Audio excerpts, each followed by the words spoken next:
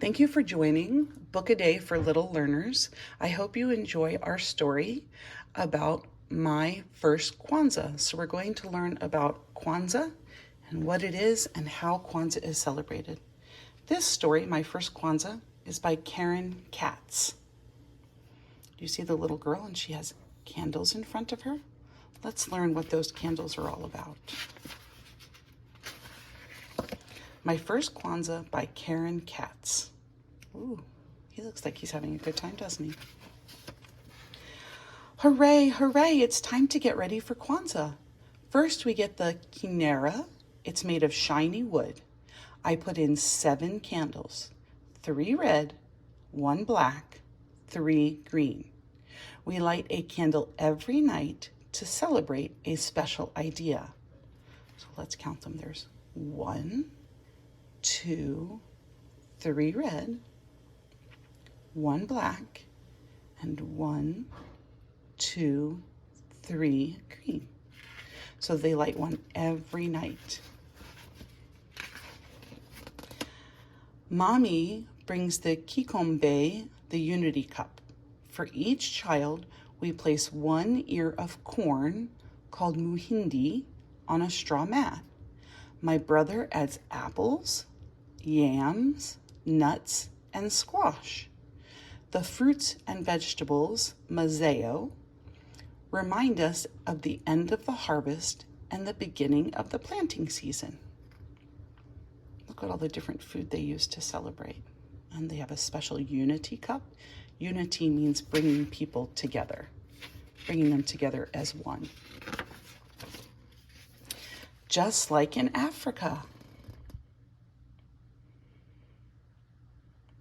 I see fruit. I see vegetables. I see lots of beautiful patterns on their clothing.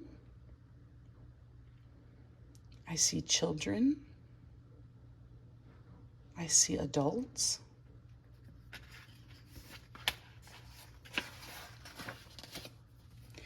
Umoja, unity.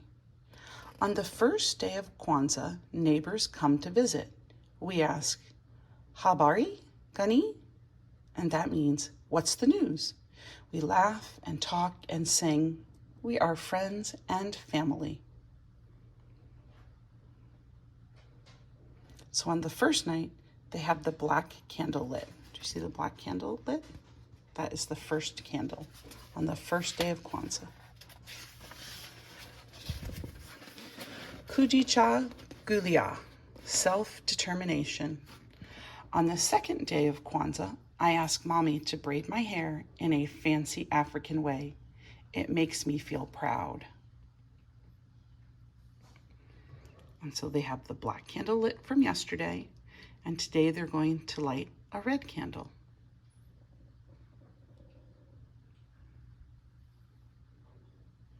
Look at the beautiful braids in her hair. I think doing those braids takes a good amount of time.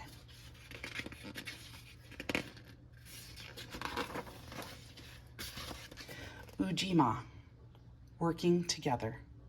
On the third day of Kwanzaa, we plant flowers in the lot next door. We all work together to make our neighborhood pretty. So they have a black candle from the first day, a red candle from the second day, and a green candle from the third day. Have you ever planted seeds? Have you ever planted a garden? You've eaten things from a garden. You can get fruits and vegetables from the garden. Most of our food comes from the garden. You might pick flowers from the garden as well. Do you see that they're working together? There's a little boy and a little girl, and there's an adult, and it looks like they are all working together, which is what Ujima is, working together. Ujamaa, helping our neighborhood grow. On the fourth day of Kwanzaa, we buy special food for our celebration. We like to shop in our neighborhood stores to keep our businesses strong. So they're supporting their neighborhood. So that's, lots of people refer to that as shopping or buying locally. So they get to their neighborhood and they buy the things that they need instead of going farther away. What do you see they're buying? They're buying, it looks like, fruit and vegetables and flowers. And then in their hands, that's the money they're changing. Nia, purpose. On the 5th day of Kwanzaa, I dream of what I can be.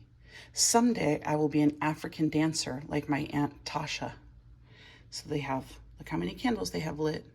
1 green plus 2 red plus 2 green. So that's 1 plus 2 plus 2 is 5 altogether. Look at their beautiful dancing. Do you like to dance? After our story, you can get up and dance. If you have drums, you could beat the drum. Get yourself a steady beat. Kuamba, creativity.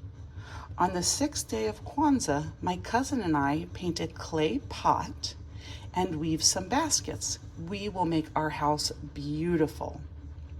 So you can see the candles. They now have the 1 black, they have all 3 red lit, and they have 2 green lit.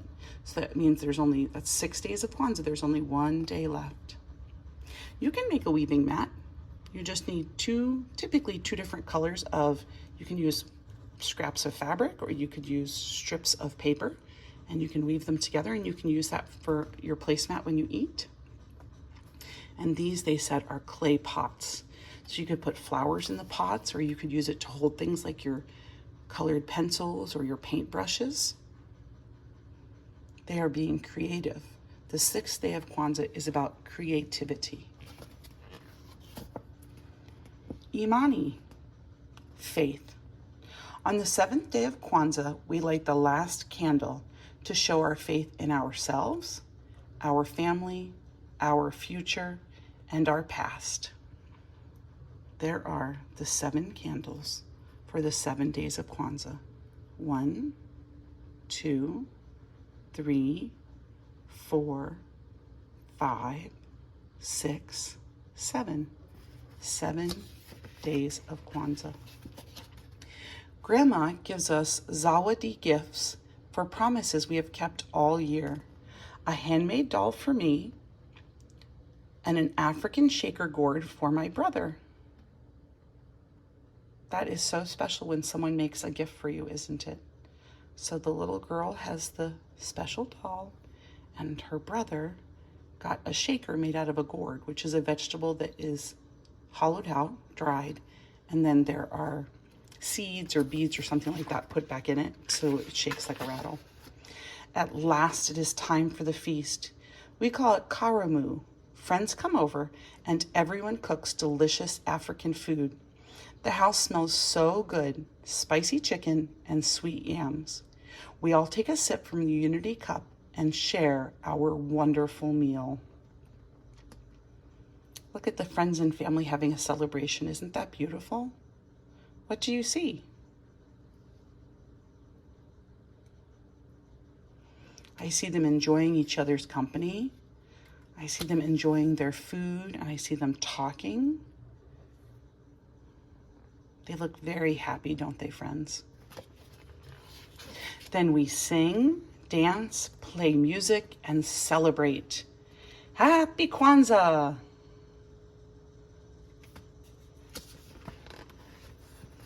And here's some of the pretty patterns you find about Kwanzaa. Kwanzaa is an African-American cultural holiday that was first celebrated in 1966. The name Kwanzaa comes from a Swahili phrase that means first fruits. Its creator, Dr. Karenga, based Kwanzaa on harvest celebrations traced back to ancient African civilizations. The holiday is celebrated from December 26th through January 1st, and with each day focused on Nguzo Zaba, or the 7 principles.